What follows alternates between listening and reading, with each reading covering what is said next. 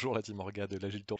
J'espère que vous allez bien. Alors, pour tout vous dire, j'ai soumis le sujet aujourd'hui, on est le 14 juin. Part du constat qu'une organisation qui développe un logiciel, je parle beaucoup de logiciel même si ça s'applique à d'autres organisations, hein, finalement c'est un système socio-technique finalement particulièrement résilient.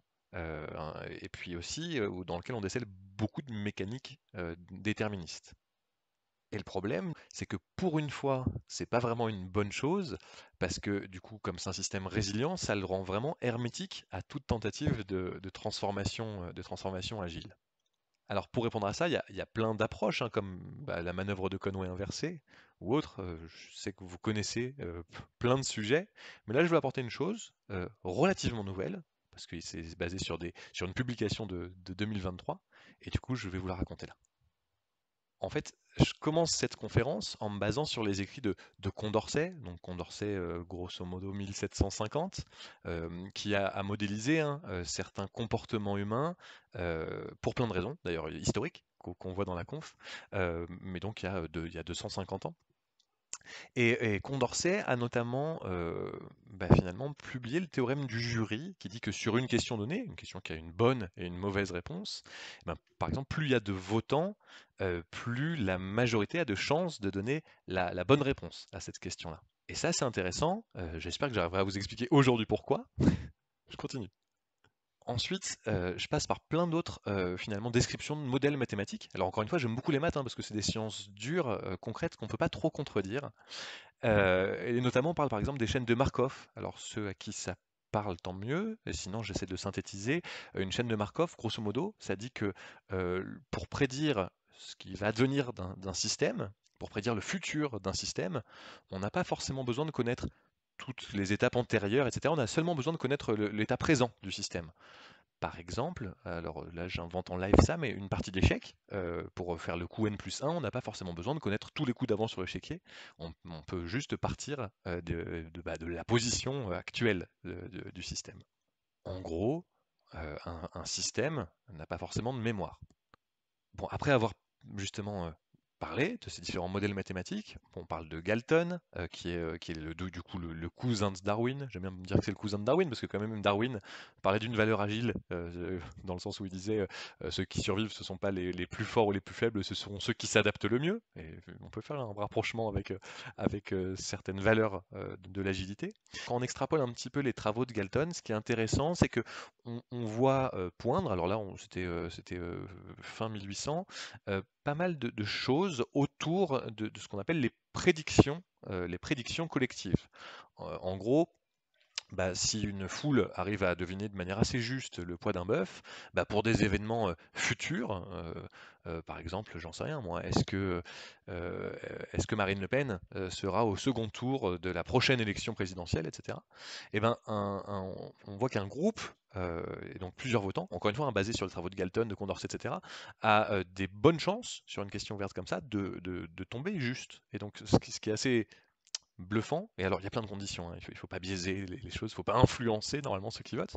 Mais donc, dans certaines conditions, un groupe est capable de prédire l'avenir. Et ça, c'est assez déstabilisant parce qu'encore une fois, c'est basé sur plein de modèles mathématiques. Et encore une fois, qui sont censés tomber et être justes. Basé sur cette réflexion-là, si un groupe est capable de prédire le futur finalement, et un groupe est aussi capable d'influencer grandement le futur, si dans une organisation dans laquelle on vient pour faire une transformation agile, le groupe n'est pas dans des bonnes conditions, fondamentalement on peut déjà, en fait, il y a plein de paramètres à observer qui nous permettent déjà, même avant de commencer une transfo, de savoir si elle va se planter ou si elle va réussir. Ça, c'est assez intéressant. Et encore une fois, c'est basé sur plein de modèles mathématiques qui ont émergé avec Condorcet, qui ont été poursuivis avec Galton. Et il y a justement un modèle, une publication de début 2023 qui justement renforce encore ça sur le fait que les prédictions collectives tombent juste. Donc, je trouve ça rigolo de dire que les prédictions mathématiques, les modèles mathématiques, encore une fois, un truc scientifique, presque exact, nous permet de dire si une transfo agile est vouée au succès ou est vouée à l'échec.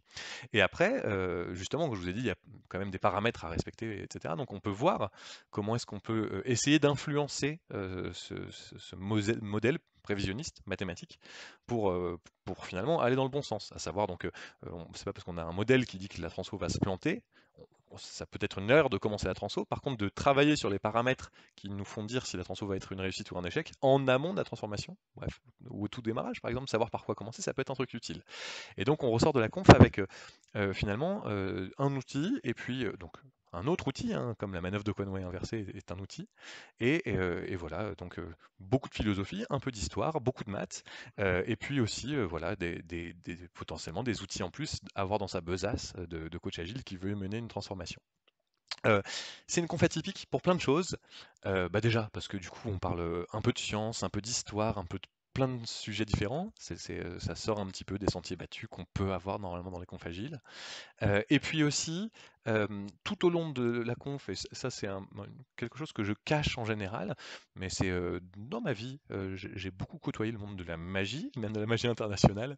Et du coup, il y avait ça fait plusieurs années que je voulais faire une conf un petit peu comme ça sur le déterminisme, sur le fait qu'on n'avait pas de libre arbitre, etc. Et donc là, tout au long de la conf, je pose des questions au public, donc c'est assez interactif.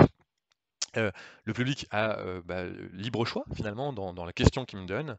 Et puis en fait, bah, bon bref, à la fin, c'est pas du mentalisme, hein, et c'est pas de la manipulation non plus, mais à la fin, on voit bah, je vous dis pas qu'est-ce que c'est, mais le tour de magie, il y a une conclusion, et on voit finalement que tout était prévu à l'avance, et du coup, c'est dire, bah voilà, ça renforce encore plus ce truc mathématique-là. C'est un vrai tour de magie de scène, hein, qui a été plutôt bien bossé. Si ça vous dit, je peux aussi, bref, vous rentrer plus dans le détail sur ce sujet-là. Voilà, j'espère que ça vous a plu. Et ben, alors, quoi qu'il en soit, à plus tard. Salut!